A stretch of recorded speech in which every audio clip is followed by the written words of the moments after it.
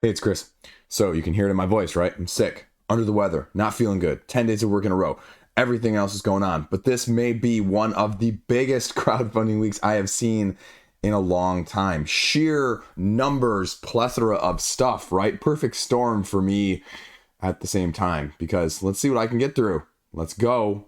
Everything that you need to know, all of the projects that launched, as much info as I can give you in a short amount of freaking time. Let's go, baby. Let's do this. Grab your Diet Coke. Boom shakalaka. I mean, we are talking about a just freaking metric ton, insane amount of money being thrown around here. Something almost to the lines of 10 projects, all launched this week, are breaking six figures at the same time. I'm not kidding, folks. This is crazy.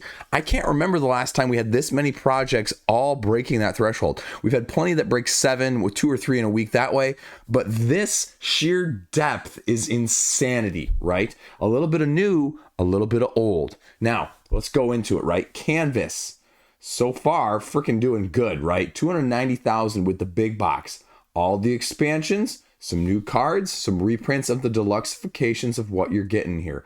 It's a storage solution. Deluxeified all the way out. Drawers, tokens, deck boxes, cool little outer deck box that utilizes the same mechanics with the sleeve there that you're used to. All the dividers, the master rulebook to cover all of the content. That's actually a pretty cool idea, actually. I don't see that as much with some of the big boxes when you're doing that. It's still like individual expansions. So space efficient medium box, actually, that is probably the biggest selling point. The biggest selling point is someone who has way too much stuff, right? You can get them all separately. You can do however you want. Trilogy booster pack here, it just gives you, well, a little bit more thing. But they say, in fact, you need to have all 3 Canvas games in order to get it. If you're not familiar with Canvas, basically it's a draft your transparent cards to create pictures based on set collection style of point scoring. And if you're looking for the deluxeified version, the crowdfunding is the best place to get it from Road to Infamy. So if you want it, go give it a look-see. I mean, the deluxeifieds are not really widely available at retail, and so you can get the retail version, but do you want it, right? And that's the question you got to ask yourself right here, is the unique combinations, the randomness that goes with that, some of the mitigation that gives you the expansion, some of the mitigation that the expansions will give you. I mean, this is a very, very pretty aesthetic game, and nothing against it. Wasn't my personal cup of tea as a whole. I never played it with any of the expansion content though. So I always wonder, with these, right, would it address some of my just, again, not criticisms, but it just, was a little bit more random than I wanted. And you know what? It was fine. It was fine. I understand why people really, really love it. Deluxe versions here, again, these are going to be cheaper than what you're going to see on the secondary market. So it's just a question of whether or not this game is a great game for you. Do you need easels, right? Do you need the deluxe upgrade packs for the tokens and the cards and the awards? Some people really like it, and if you really want to, well, you can click on the buyer's guide here, and they'll get you a whole checklist that you can see which one you need and how much it's going to cost you. Stretch goals, again, deluxeifications there that are all going along with it. So R2I, you know what you're getting. This is a very well-known product. Again, biggest review channels on the internets have their reviews on there. There you go. Check it out. Now let's go over to Fractured Sky, my recent Redux review earlier this week. $168,000. Again, people really clamoring and really liking the deluxeified version. I'll be frank with you guys. I didn't know anything about the expansion of what it was going to bring or what it's bringing to the table as a whole. But you're getting more colors of attracting different stars, essentially. If you're not familiar with this game, you take a symmetric faction of ships and you play round by round, I think 5 rounds, trying to gather the most stars in a slight area control style mechanistic blind bidding approach, because you have these magnetic tiles that go under your ships, as you can see here, that you then reveal when everybody's played them. But your sum total of all 3 of those values has to be 10 or less, otherwise you get significantly penalized. You win an area, then you get the reward that's listed on the board. You're also going to be trying to figure out where those stars are falling, because star falls, are your victory points. Otherwise, the resources that you're getting from the board itself are just going to be ways to upgrade your ships in terms of different fortresses or resources or adjuncts to buff your strength in those areas in the first place. There's going to be a couple different objective rows the hidden objectives that will depend on where you're at and the overarching premises of 1 per round. But then you're also going to have the hidden starfall areas that are coming down in addition to the scoring of the victory points where they are in the first place. There you go. Longer late game objectives, clearer intentions, and it fits in the box if you already have the deluxe one as a whole. So there you go. Why back now? Well, you're getting a deluxe, and again, similarly to R2I, you're getting a less expensive version on crowdfunding. Say what you will if you want the deluxe as a whole. A couple different languages, how to play, everything you need to know from people that are more important and smarter than I am. Give you some gifts here. The rulebook is on there as well. Solo 2-player. Again, like I don't have an inkling to play this solo or 2-player, right? Area controls for me are just, 3 to 5s essentially as a whole. So Rift expansion. So collection mechanic, 28 new colored metal Rift expansion, same thing. Deluxe, super deluxe. How much bling do you want it, right? You have to strategize which color starfalls to prioritize, scoring big through another set collection of them as a different vibe or more control in terms of what you may be able to get and score as you go along the way. Magnets, trays, everything else you need to see here. Again, bigger people, smarter people than me that are, interested in this. You can piecemeal it a la mode down here if you want some of this stuff and you don't want some of this stuff. I didn't know you had a puzzle. My wife and my mother-in-law are super big on puzzles right now. That whole side of my family. They just get like the big puzzle board and they do it as an activity. Just kind of nice. Interesting. I didn't know that. Lenticulars. Personally, lenticulars don't do anything for me, I've found out, but it's cool if you like that sort of thing, as well as the holographics. So big people giving it endorsements. So if you like any of those big people, go check out their thoughts on it. My thoughts on it. Again, I still rank it below Veiled Fate as well as Mystic Mischiefs, but it's just different. It's got a lot of randomness though. So, if that appeals to you, but it's going to be easier to play than some of your other area controls, lower overhead. Are you willing to pay a price to get to the table faster? There you go. And then we're going with Euthia, right? Steamforged. Mea culpa. I'm not done with my Euthia review yet. Hopefully, for all of you that are watching at this point, it'll be coming out this coming week. But this is Cruel Frost. If you're not familiar with it, epic fantasy Diablo-esque style, upgradable, 6 asymmetric characters in the base game, Steamforged Daia cooperation. This is bringing you the new expansion, Cruel Frost, which looks amazingly somehow almost as big as the base game in the first place. And now this is the second massive expansion. That's not included the other mini or smaller expansions that got integrated into the base game after the first print run as well. Deluxeified, however you so choose, with the new stuff, the old stuff, a little bit of everything a la mode in between. And, well, it's getting you the epic, as they say, final chapter of this game, right? You want all three, you want just the returning stuff as new stuff, or you want whatever else in between, they're allowing it. All of that on the page is there, right? I'm not going to break this one down for you. There's enough information out there on Euthia in general. This is a ton of stuff. Now, I've had to pull this one up because I looked at it and I said, I had a little sticker shock, at first. I looked at this core pledge and I said, $189, and I was like, oh man, is that really increased from the previous ones? I had to go back and say, here's the last one on Kickstarter from Steamforged, not the original, but the other one, and it's the exact same price. So then I was like, okay, that makes sense. They didn't actually increase the price at all, and you can get what you want, right? There's enough videos down here. The Fierce Powers and Crawling Shadows expansion is the other one, which again is the same price as the core. So again, tons of money there being spent, and it's going to cost you almost the same with the Cruel Frost pledge here of 160 instead of 189. So you want an extra Necromancer? Well, you can do that too.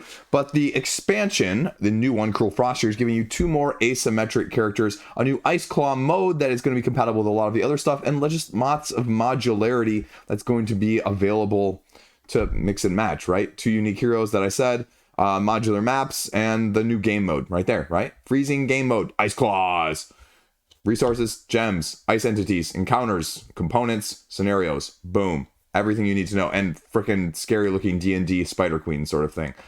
Again, 3 sets of videos down here, unboxings, gameplays, reviews.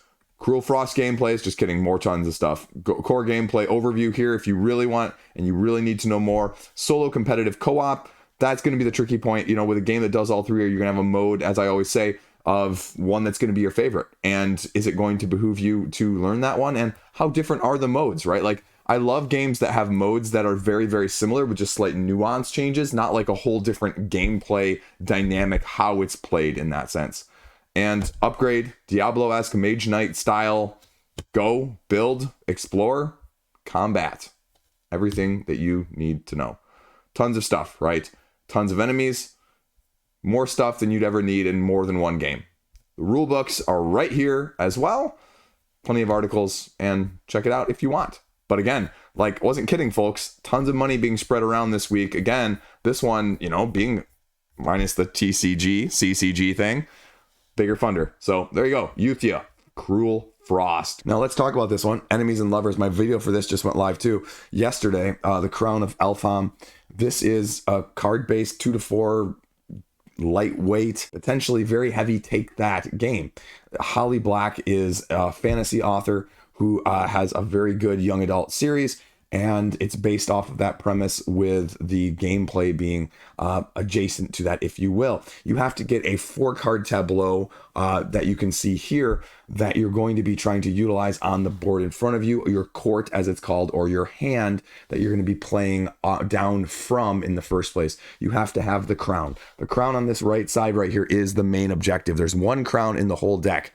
There are 4 princes, there are 4 conspirators, and there are 4 coercion cards in this 2-4 player game. And you have to have one of each of these other 3 plus the crown, but you don't know where the crown is going to be. So it's a little bit of a Chaosmos type feel. I just have a prototype deck, so I'm actually sitting right here next to me, and it was okay.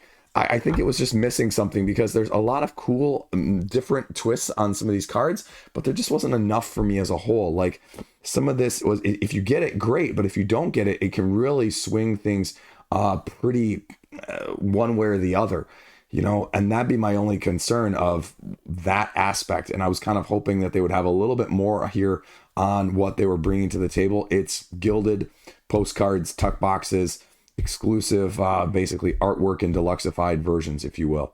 So the green edge deck, uncut sheet of cards. So they're going a little bit TCG collector here. So alternative arts.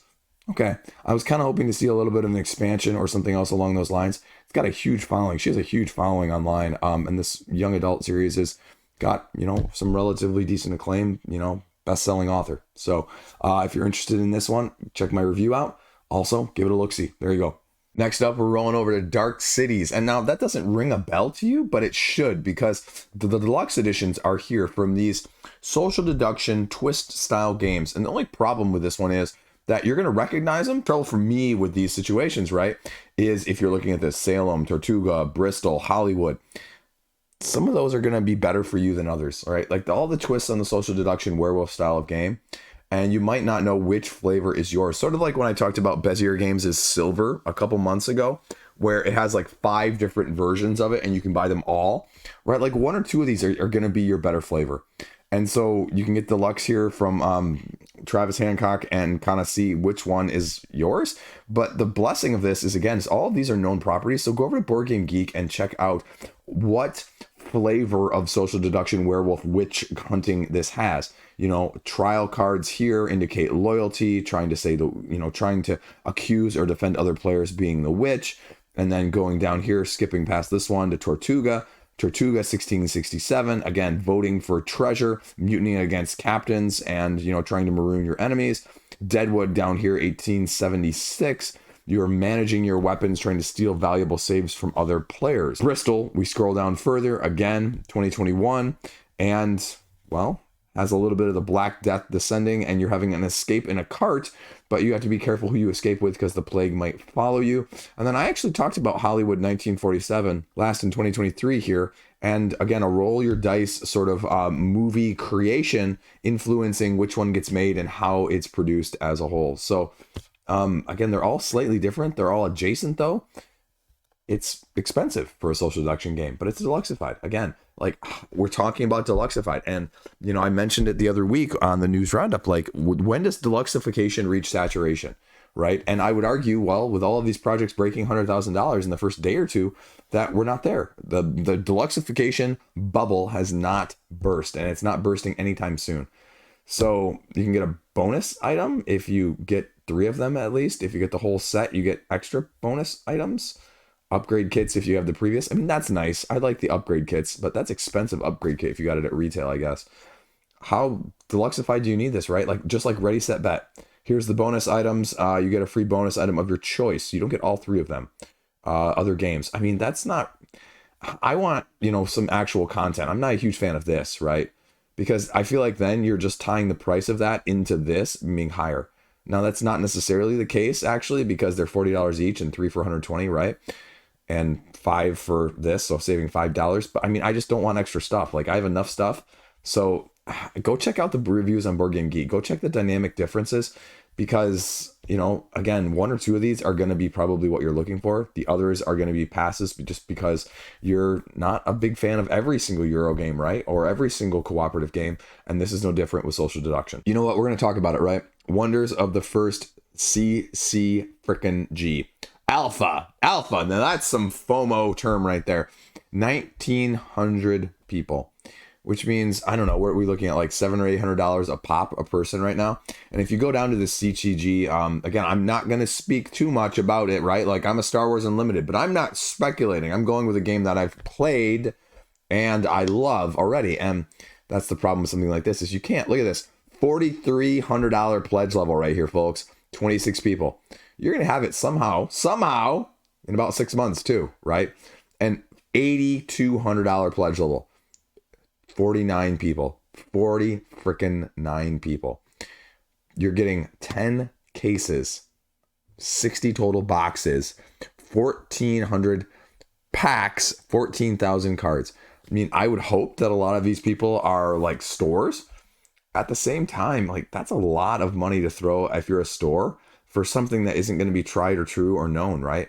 And they have this huge rarity thing. Huge. I'm not even getting to the actual, right, like, gameplay, because they're FOMOing here, without you even needing to get anywhere, right? We're not even there yet. Common, uncommon, rare, epic, mythic, but no, just kidding, right? There's variations along with each of those. Base foil, formless foil, borderless, i.e., orbital color match foil, whatever the freaking deuce that is, and then stone foil, less than 0.1% of booster packs. 0.1%. Now, I think I'm doing this math right, because if you get 1,440 number of packs, right, 0.1%, so it's less than 0.1%, that means you are probably going to, based on the math, if it's evenly distributed, if you're at this $8,000 pledge level, you are basically guaranteed 1. It comes out to literally 1.4 cards in 1,500 packs. That is freaking insanity. Storms, that's crazy. And people are going for it. So what do you need to know, though? Again, 50 card decks, tier systems, deck building system. You can do some print and plays. So if you really love it, go print play the hell out of this thing. The concept is slightly different. You have basically battle line-esque vibe going on here. If you're familiar with that Knizia game, is you have 7 realms over 7 rounds. You're trying to control the most of those stones that are represented by those realms. And again, sorry for the earlier calculation. It's only about $630 a pledge level average right now. You have many different types of cards here that we're going through. Wonders, characters that add their power to battle and can conquer. Lands that can be played to any realm. If you have at least 1 land, all the cards cost 1 less energy. Equipment, spells, how you're playing the game. Summary right here, 50 decks, right? Summary right here, right? 50 cards like you're typically normally used to. Round 1, play in realm 1. Round 1, get 1 energy, 2 energy, 3 energy, 4 energy, right? Get 3 actions per round, and those actions are relatively straightforward. Draw, play, attack, utilize an ability. So, I mean, again, I'm intrigued. I like this because I think people are doing innovative. See Altered earlier this year. But, I fear that a lot of this is still just speculative buying to sell or resell in the secondary market if it hits. And that's the thing I can't do, right? It's one thing if you buy Star Wars Unlimited and you're like, I have extras, I'm not going to make this deck, I'll sell those back to recoup some costs. Again, hypocrite that I am. But that's, one thing. This is just purely, are you actually going to get retail support, right? Star Wars Unlimited, they've said, okay, we've got a 3-year plan already. So at least you have that. This, who freaking knows? So Does that entice you? Asymmetric, tons of different stuff. A few videos here from them. Again, I feel weird about that when these TCGs don't have any independent reviews, right? I guess the term I just came across today, the day I'm filming this, was no FUD, right? It was describing the NFT bubble that burst. No fear, no uncertainty, and no doubt. And that's what I feel like sometimes we're getting now more on crowdfunding, right? It's why, like sometimes you don't see videos from people, right? You only see the ones that are super positive for the most part on most crowdfunding campaigns. Sometimes I'm one of those people. Sometimes I'm not one of those people. And I don't care. Like, this isn't a personal thing, but I know other bigger people have dealt with this too. Like, I remember asking Alex from Board Game Co about that once, and he's like, hey man, mine doesn't get used all the time either, right? And for the same reasons. And so we're seeing more and more of that, which is why you're seeing more and more of it being preview content, because at least that is controllable. So take that for what you will, and why you should be going on Board Game Geek regardless to get some of this info, because you'd be surprised sometimes on some of these campaigns about what isn't on the page, how much isn't on the page. And you should be doing that if you have any inkling of buying any of these. So again, you know what? If they sent me a copy of this, I would be happy to play it and compare it to, Star Wars Unlimited. I'm looking at Altered as something that sounds cool, right? But this seems, especially with all those tiers of, rarity issues, it's a lot of FOMO. Next up, Pericle Labyrinth. And this is sort of a mix, hybrid RPG, app-based dungeon crawl-esque system. And it's led by a Game Master app, but it really says you're utilizing tabletop maps, modular system and setup, sort of a roguelike situation in terms of how it's going to be different every time. Dice, standees, paper, pencil. No prep though, so it's sort of your RPG in a box. They say don't be fooled though, it is not a video game. Treasures, tales, companions, everything that you need to know. Now, it says, again, how you're doing it here, right? Which standees, which things you're going to be utilizing, where they're going to go. So it's got a real D&D vibe there, but you're going to be doing it and building your own heroes as you basically play through this adventure. 5 unique encounters. The problem is, again, well, I guess, requires internet access. Okay, not a huge deal. You can get this or this if you've already got Gathering Darkness. Again, you can get just the new stuff or some of the old stuff as well. Anywhere from $46 to $350 freaking dollars if you want a standee storage binder, a creature compendium, and all of the D&D stuff to go along with it, right? And then you get a little bit of example of what the standees look like here. There you go. A little bit of the new stuff, a little bit of more stuff, and, well, you can get everything all in like I just mentioned. The problem is none of those things, description-wise, tell you how this is different, right? The add-ons down here, and you can see you can get an updated rulebook. That's an expensive updated rulebook, though. $18 just for that. Whoo, doggy. All the add-ons and deluxifications, right? And then a few videos down here. There's like 2 or 3 videos. Whoops, I clicked the wrong side thing there. The problem is, there's no actual, what makes this difference, right? This is different. GM-less RPG. Okay, that's really what this gives vibe of. One of the most unique dungeon crawls. How is it unique? There's nothing on this page that says what makes it so unique. And don't be fooled. There's a reason that this graphic here is cut off, right? It's got a great 8.7 reading, but if you click on it, which ironically it does link to, you see that it's 8.6 here now, but there's 80 ratings. 80 ratings. You purposely cut that off there. Again, no FUD zone like I just mentioned. It's marketing, and I don't necessarily blame them, but let's be transparent about it too from my side of things. Dice-based combat, they say, story decision-making. RPG all in a nutshell. So I'd like to see more on the page to tell me why it's unique. I just don't know. How is the game flow? How is the mechanic? How different is it than anything else out there? Nothing on the page. It's got $100,000 though, so people are throwing money at it. Take that for what you will. Brothers Murph, we're talking about it. Their crowdfunding campaign, the 8th season. I've been around 3 seasons. I'm not nearly as popular or cool as them though. This is kind of though, when I was looking at their page earlier, what my crowdfunding campaign would be like, because it's just kind of hey, give us money, right? Get your name, just be silly. They got a little game here. Just get a Christmas card or shout out on a live stream. You'd have a lot of shout outs from me, right? Or sponsor. Where's the one? It's $250, I think. Or no. Let's see which one. Real MVP, just $50, and you get our undying love. 10 people are doing that. Like, that would be my pledge levels. Custom video, $40. So, I mean, dinner, sponsor for a month. So 4 of 12 are left at this point. So if you want to get their unmatched, unofficial, official, unmatched set of them in the game, you can get that here as well. So they give you a little game to go along with it.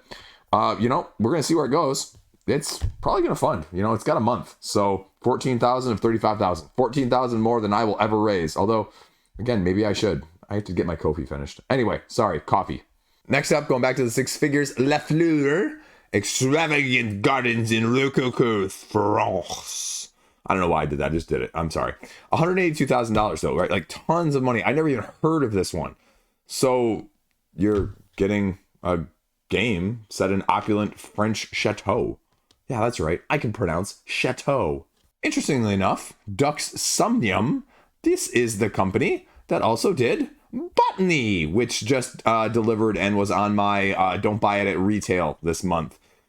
And again, people kind of liked Botany, but they were definitely brought in by the aesthetic, and I don't think people were overwhelmingly as satisfied, although, again, solid, but nothing spectacular, it sounded like, from the reviews that have been out there. Don't know, can't speak it, just speaking secondhand, putting other people's words in my mouth right now, so don't take me for, anything serious in that sense, right? Anyway, what you've got going on here is Fleur. You are taking your character, going around placing it in different action spots in order to allure visitors at the end of the round that match the value or the type of allure that they are presenting to you. And you are going until somebody scores 12 prestige points at the end of one of those rounds. Artisan, event, flower, all different types of cards that you're going to be slowly acquiring, utilizing, and trying to basically entice those visitors to come your way at the end of those rounds. How do you actually score that prestige? Well, let's pull up the rulebook and see. Visitors, as I mentioned, give you prestige when they visit you, right? Locations, you can place your artisans on locations that just give you automatically victory points. Garden features have abilities when triggered. You can visit at the end of the round or the end of the game and give you, if they are met condition-wise. Coins, well, coins just give you more victory points as you're used to. And then based on the number of flower cards, you can also get set collect style as well. 6 different types of that allure that I mentioned of the visitors that will be trying to visit you. I feel like I'm saying visit a lot, but anyway, what you're going to be doing here is slowly filling your card tableau-based system. Again, very similar, I think, in a sense to Botany, where you're just placing your artisan around in various locations and taking the actions there, one artisan at a time. After you've placed them all, well, then you do the party based on the allure, and then you return your pawns back to where you go, and you pass first player clockwise. So that's the game in a nutshell. Now, starting in the second round, they say there's going to be random events from an event deck that are going to be changing or mitigating what's going to be happening in that round that you're going to be having to deal with. And then they talk about the different artisans that are going to be available to you and how you can utilize them, how their asymmetric abilities may help you, as well as the different locations on the board in order to manipulate and gather those points in the first place. So, right, there you go. Enough gifts on the page here, and it sort of gives you the brief overview that I just did here as well. And then you can get add-ons, I guess, if you really want. So, Allure of Roses to your chateau. Okay. I guess another victory point salad situation there with a sideboard.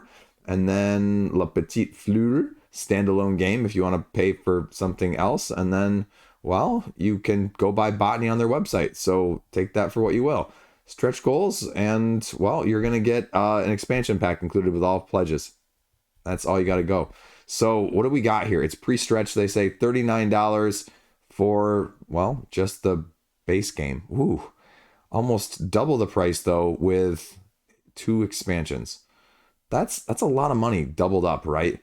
Again, this is very similar to a couple of the others that I've covered in the last 2 months or so, where all of a sudden, you're looking at getting expansions that double the cost of the price of the game. And you don't even know how much you love it, because if you're buying 2 expansions, you better freaking love this game in the first place.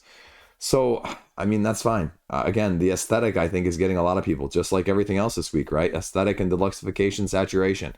That's the theme, but it's raising tons of money. So, again, people are loving it. And if you want to love it too, go give it a look-see. Fleur.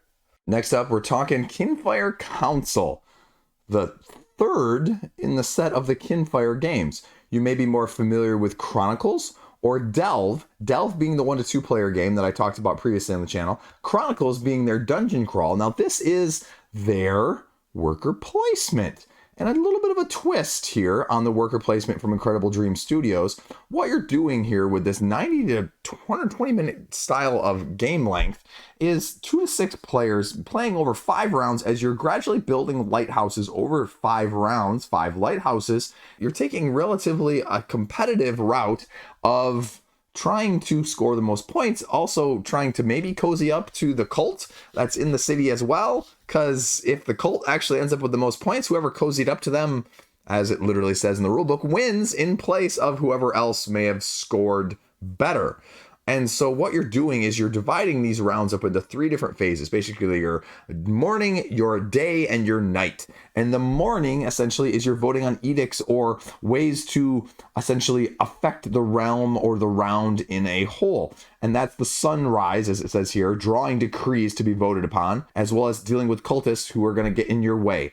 The daylight phase, you're taking your worker placements as well as your seeker, which is a special worker, and putting them out there on your turns at available locations and taking those actions as you would expect with a worker placement game. Anywhere up to potentially 5 workers at the lower 2-player count. And then the night, well, you have to see how you did to meet the city's needs, constructing the lighthouse, and maintaining order in the city as a whole. 5 rounds, pass it around, and go. You're drawing these decree cards, as I mentioned, 2 at a time, voting on them, depending on if you want them or not, and then drawing cultists that are going to be affecting the places on the board as a whole. Then we also have dealing with threat cards along the way that are going to be part of the cultist aspects, but then you're going to be dispatching your workers, as I mentioned, as the main portion of this, running an errand as well as placing them. So that's what you're doing. Again, the lighthouse thing is different, and the numbered locations are going to be available in 3 different tiers of the board itself. Only 1, though, can be in any given location. So turn order is going to matter. Location is going to matter. Open locations, seeker only locations as well. The seeker that I mentioned is a special worker in addition. So arresting the cultists, not letting them get out of control, and having all of these different areas depending on the tier and also tax system that you're going to be having to deal with. Workers are unskilled that they begin with, but you can unlock them as you go along. And so that's what's going to set this one apart as well from the key features and asymmetric abilities to go along with it. So, I mean, this seems better than I was expecting. You know, they reached out to me and I said, I'm going to have to pass for right now, but I might have something before the end of the campaign too. I've been swamped lately, folks. Truth be told. So I'd like to, but we'll see. I mean, this is one that I might just be better off trying to pick up after production, because otherwise I'm not gonna burn myself out here. Tons of preview videos though. Tons of preview videos, a couple gameplay videos to go along with it. And so Incredible Dreams, I mean, again, has a very good following and they put out a very solid product. They offer a bunch of the add-ons for this previously mentioned games that I talked about here with Chronicles and Delve. And I just guess I'd wonder, of this $100 and whatever thousand right now, how much of it is the add-ons? Because you can get Deluxeified bundles, you can get the Kinfire all in for $300 and $1,000, oh boy. But second print bundle here for Chronicles Nightfall for $150. So it's got all these awards, right? Like everybody's got see, I told you, everybody's got their own freaking award symbol. I need one. Let me know in the comment section down below. So yeah, Delve accessories, Delve micro expansions, Chronicles, errata, all that stuff. So better people with better opinions down here than I. And again, all the money being thrown around this week, this is no exception. So doing something kind of coolish, kind of slightly different than I was expecting. So Kinfire Council, $150,000. There you go. Next up, Keystone North America, second edition, Rose Gauntlet, $62,000. Gonna break $100,000 by the time it ends as well in 3.5 weeks. I'm right. Brain's not working well. 48-hour early bird. Get a premium first player puffin token. I like puffins, not as good as penguins, but you know, they're close. So there's no rule book. The rulebook sample is not out here. The gameplay are previews, and even over on Board Game Geek, there's no rulebook. So this is basically your version of Animal Ecosystem meets Village Rails, if you will. Sort of a set collection 4x4 grid that you're making, and you're utilizing these set collections to score victory points in combinations of what ecosystem you're trying to create as you're going along. So what's in the box? All this stuff, right? Add-ons. You can get all of the other stuff there. Coastal expansion that we talked about as the expansion, second edition upgrade for tokens, playmats, maps, packs, metal pins, plushies, and a 4-player upgrade pack too. Okay, interesting that there's a 2 and a 4-player one. But again, the gameplay overview here, right? These gifts gives you absolutely nothing, right? This doesn't tell you how you're doing it. It doesn't tell you any of the combos that you're going to be going after. It has a 7.3 rating over here on Board Game Geek, but I had to go to one of the written reviews to actually even find out a little bit of the gameplay from a review style standpoint, right? You're buying a card or placing a card or playing one of the skills that sits in the middle of the table. Secret objectives based on how you want your player area to be, and key species you're going to snatch up if you're allowed to basically get scores. Key species that are also going to be available because it'll allow you to rescore runs that you've already scored as you're placing them down. So, right? Again, this is another game where I go, yeah, I think I'd like the idea of this one. But this one also has try before I buy written on it as well. And I guess I'd wonder, what is the actual expansion offering here? Just more? I don't see anything on what is being offered more. I mean, it's a second edition, but I skipped over it. But if we scroll down here, it does tell you a little bit more of what's in it. But it requires the pack here. You're getting more skill tokens, more conservation center tokens, and that's more species cards. So is any of that stuff new? Secret objectives, more species cards. Okay. So it must be the whatever those things are, the conservation center tokens. I don't know how to use those though. So show me a rule book. I mean, again, you must love this game if you're willing to back it right now with that much or that little of information, or you're watching a video and seeing there and loving it from that aspect. Again, I would like some more information on the page. Sell me your product. Sell me what's new. Sell me the new mechanism. How does this make it better? I'd like to see just a little bit more. Come on, Rose Gauntlet. Well, break 100,000. There we go. We're going to hop over to GameFound here because, again, almost at $100,000 at the time of me filming this, $88,000, The Long Dark Sea from Delusional Games. And they actually just put out an update prior to me filming this saying, hey, look, we weren't expecting like all this wave of popularity from the English side of things because I think its main is actually Spanish in terms of the content that's out on the page for the most part. There is an English rule book, so you can check that out. But they kind of said, okay, cooperative adventure card game with a deck building, deck construction system in a battle-esque way of going on raids through 3 acts of difficulty potentially, where you get a certain amount of experience to combine not only the asymmetric character that you have, the supports that are going to go along with them, but then also the deck of other aids and supplements to go along with it. And it kind of gives a very brief overview, quick play rule book on the page, but it kind of just describes things. It doesn't actually get a good sense of flow, right? Main phase, scenario phase, threshold, the second main phase, action cards, how you're taking the 2 actions. But it says here, okay, supply stage and raid stage is actually how it's going. You're building your initial deck worth 150 experience points, combining the character cards, the support cards, each worth 10 as it breaks it down there. There's a whole bunch of combinations. They lay that out, but you're going to be shuffling and going up against a raid deck over an unlimited round until either you are defeated or the raid is finished. Supply, you have ships and allied drones that are going to have additional experience to gather from. Enemy crew that the players can just basically choose from that you want to face, as well as loot decks, threats, and deck of chapters and secrets. You're also building another deck of weaknesses. So, I mean, there's a lot of upkeep here as it kind of runs you through all of those pick and chooses, right? Like, which is kind of good, but it's kind of overwhelming. And they say there are going to be some pre-constructed decks, I believe, at the top of this book, you know, once the final product comes out.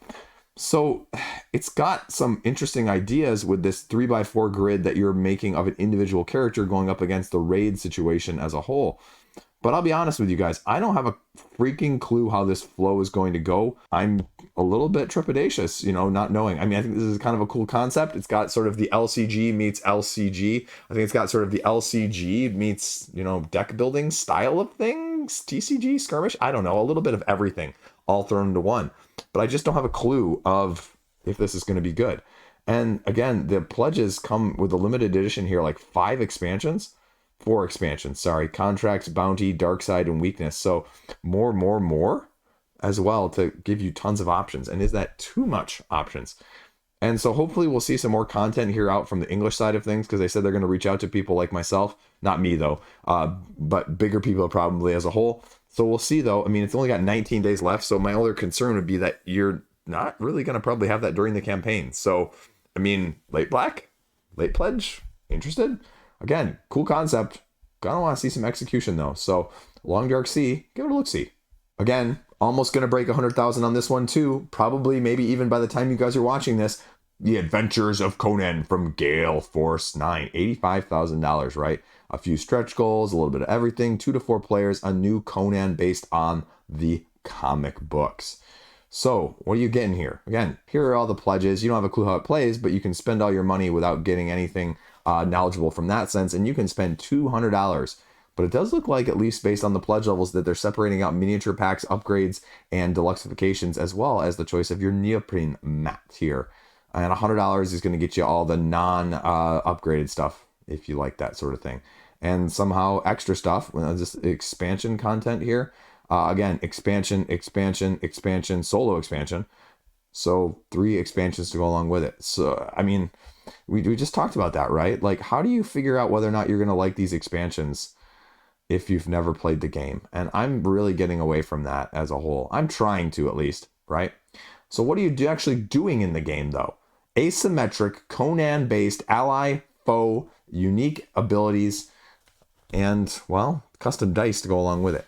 2-player game against a single enemy. You get an ally if you're throwing a 3-player game, and a 4-player game gets a second enemy to go up against. Different roles, different opportunities, different abilities.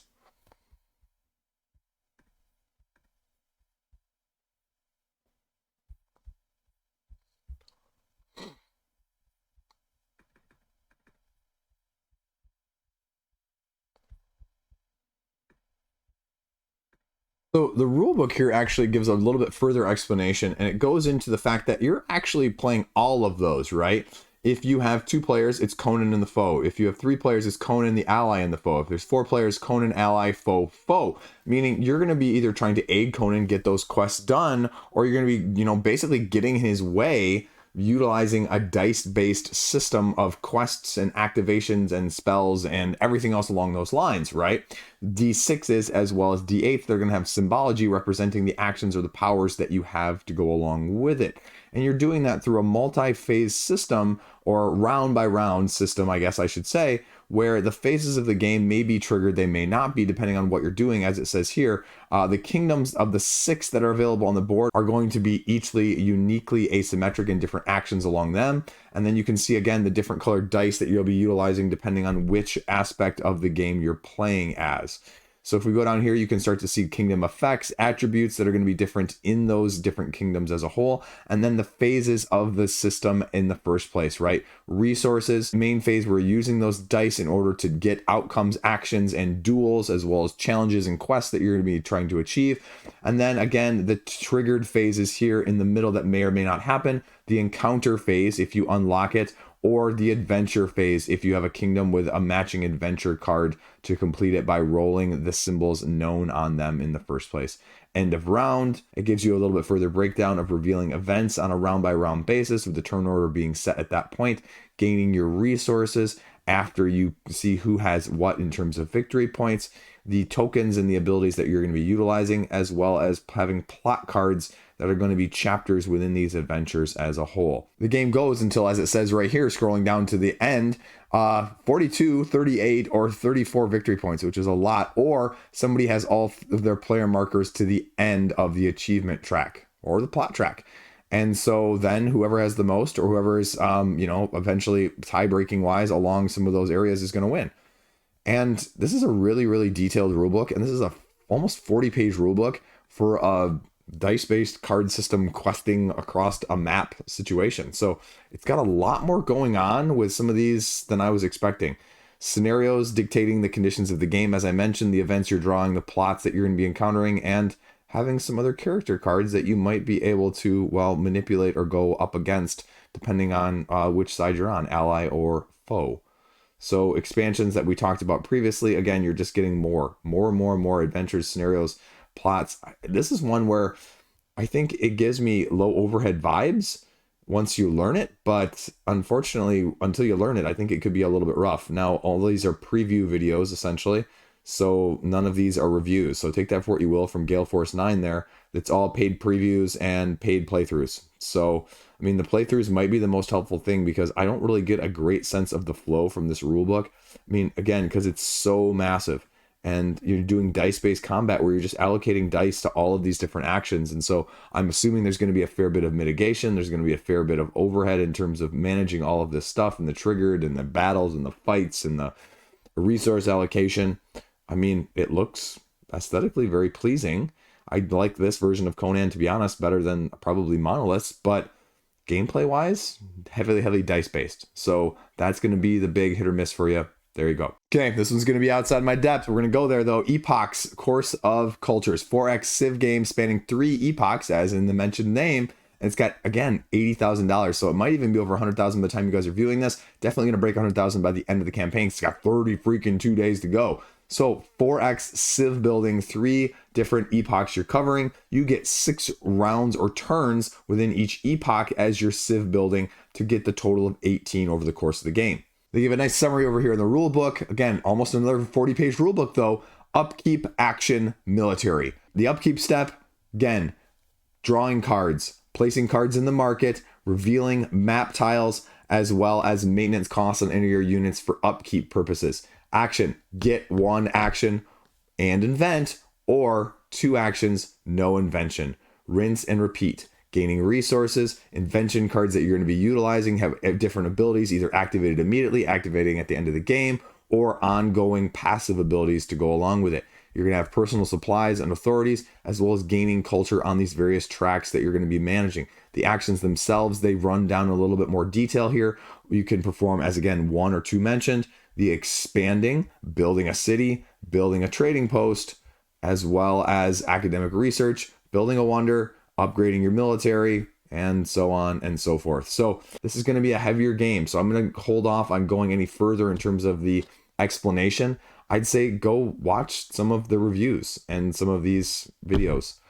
Again, I can't do this justice. It's got a lot going on. The dynamics and the complicated interwoven system of the Civ building is there. You're maybe going to have it in about a year, so you can check that out. But again, it's got a 32-page rulebook here, very heavy in terms of the actions. I don't think the actions themselves are really super complicated, but it's just, you know, a fair bit of going on in the first place. So as a non-4X Civ person, or non-4X in the first place as a whole, really got an audience though. So I'll leave it at that. You go check it out. You tell me what you think. Epochs. Next up, we're talking from TBG Games out of Taiwan. Formosa Tea. Now, you may be familiar with this, you may not be. This is 2 to 4 player worker placement. And this is, well, a remake, a improved version of the 2019 game, as they mentioned here. Even though it doesn't have a bunch of GIFs on the page, it flat out just says right here, folks, what are you getting? What are you doing? 5 different actions. Harvesting tea leaves, getting over to the tea factory to process them, retrieving a worker after it's done processing, sending a worker to sell them, or sending a worker foreign over international to sell them. And it says right here, what are you doing differently? Worker pushment. You send 1 worker to an area where it's already being harvested. You can go further down the track to improve the quality, which is then going to sell for more. Or if you would rather, you don't have to do that, but you can also rush production. So you get it sooner and you potentially have the ability to use that worker again in that round. So planning ahead, high quality tea is worth more points, like I just mentioned. Market for everything. I mean, I think it's relatively well thought of, sold out previously and not widely available. They run a little bit down in terms of the gifts here. Nothing fancy. It's what you see is what you get. A little bit of discussion. It's a heavy cardboard situation from a worker placement standpoint, so you know it's too heavy for me.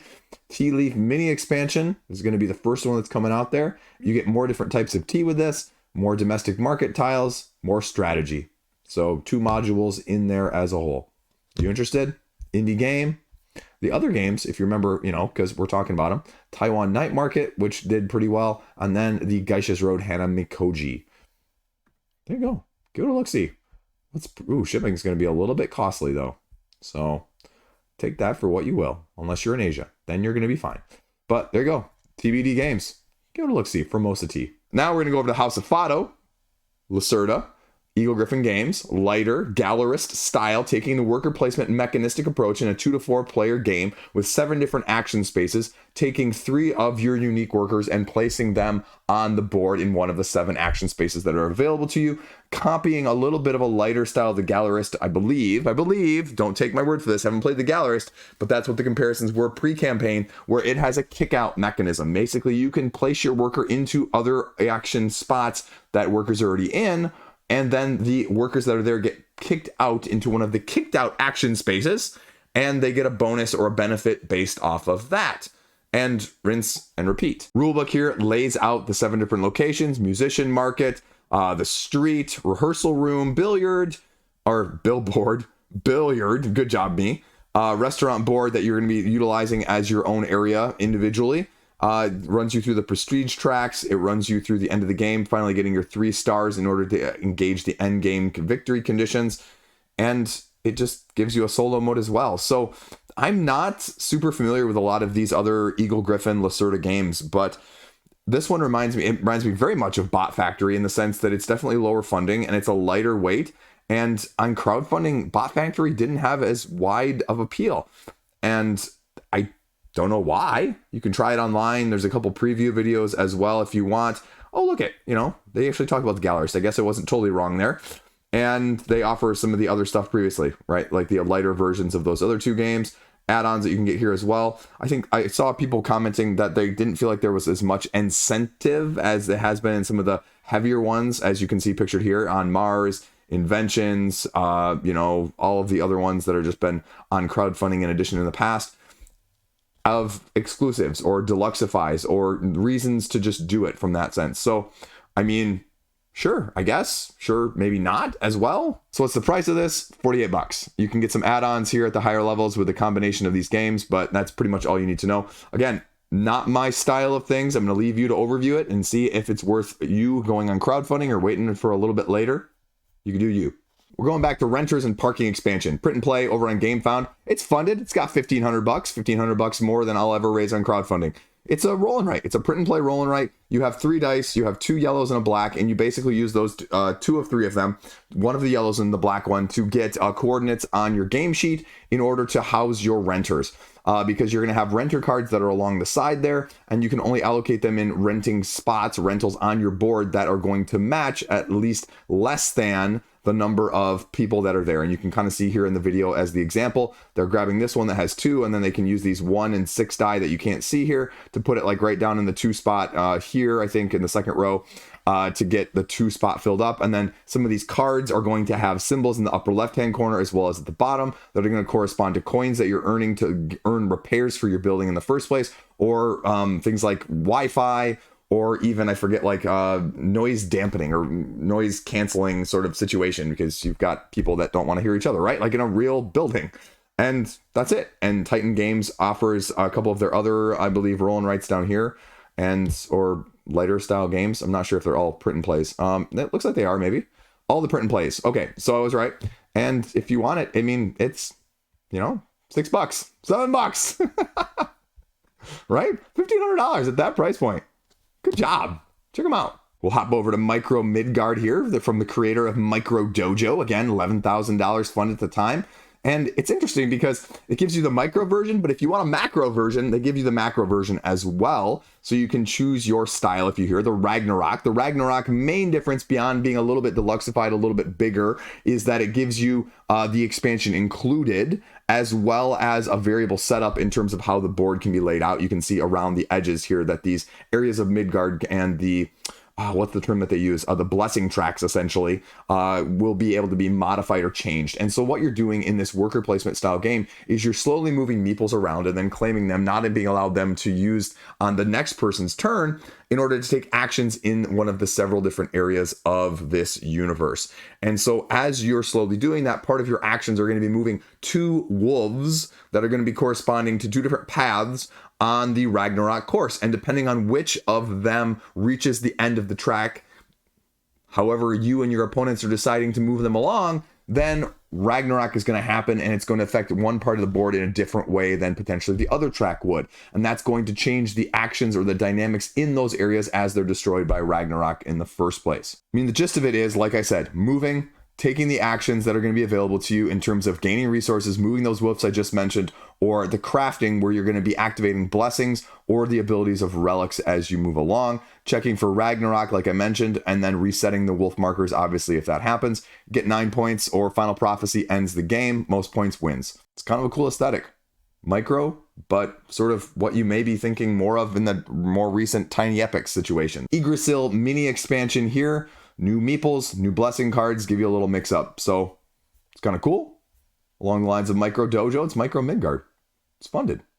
Pretty awesome. Check it out. Then we're going over to Neon Rain, $20,000. And this one just, came across my radar because Chip Theory also said email out that kind of highlighted it because it's also from Manny Tremblay, who was just, with them doing Roth. So kind of a collab in some way or sense there, I think. This one reminds me of a combination of like Yomi meets Massive Verse.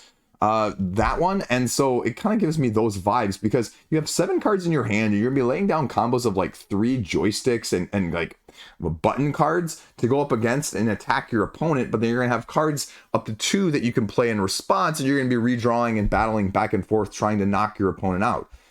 I mean, it's symbology driven, and you're playing these combos, and you have a universal combo card sitting next to you that if you can create the right combos of the cards, not only that the cards are going to do abilities, but then that they can create combos on top of that. They're going to be and more take that against your opponent and gaining stars to gain asymmetric abilities on your player card in the first place, or, well, recovering and getting all your cards back. So again, just kind of came out of nowhere, and it's $20. It reminds me very much of Massive Verse in that sense, again, with a slight Yomi spin on how you're doing some of this stuff. So that's it. I mean, the rulebook's there. I really probably suggest you watch one of the videos to get a better sense of the flow and the combo system, because the rulebook is good at explaining it, but I don't quite get the good sense.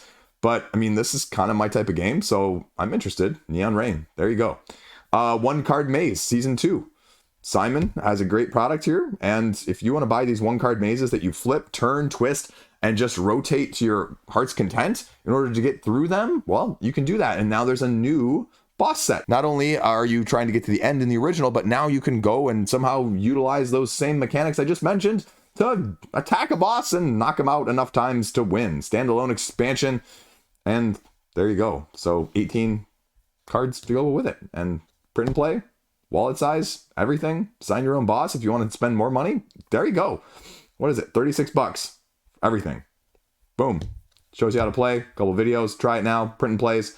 Do it yourself if you want. And videos down here to show you how it's done even more so. That's it.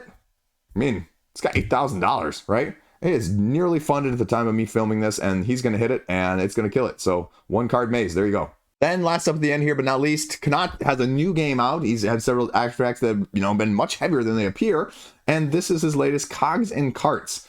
He says inspiration based off Zolkin, if you remember that cog wheeling game, and you place your little card on there, rotate these cogs in order to traverse up to the point in which you may either fall off or reach a cog that is, well, unflipped. So you're doing that until you gather the most diamonds. When all of them have been collected, that's it. There's 8 unique paths, they say, in terms of board game setup as you're rotating these cogs that are going to be available to you. And so what the setup does is that these diamonds will tell you how far in that they are placed on the board to give you a random different setup each and every time that you play. Again, it runs through the actions here. Rotate by 45 degrees. Pick up one of the cogs with the empty side facing up, and then orient and place it back down. Move your card along the path until it does one of these 2 things I mentioned, and then you pick up the diamonds as you go along. So as you're picking these diamonds up, then you got to add new ones, but if you pick one up already, you might not have room for it. So then after all the diamonds have been collected, like I said, winner is there.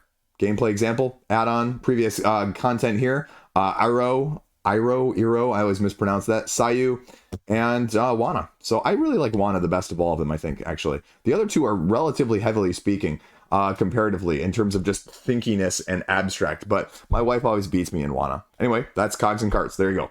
There you go. That's it. That is the roundup. I told you, tons and tons of stuff, right? Nothing like, whoa, but tons of stuff like, whoa. So I just like talking about board games. It is what it is. I'm sick. I'm working. Kid stuff. Soccer game tonight. That's all I got. It's kind of deflating though. Won't lie, right?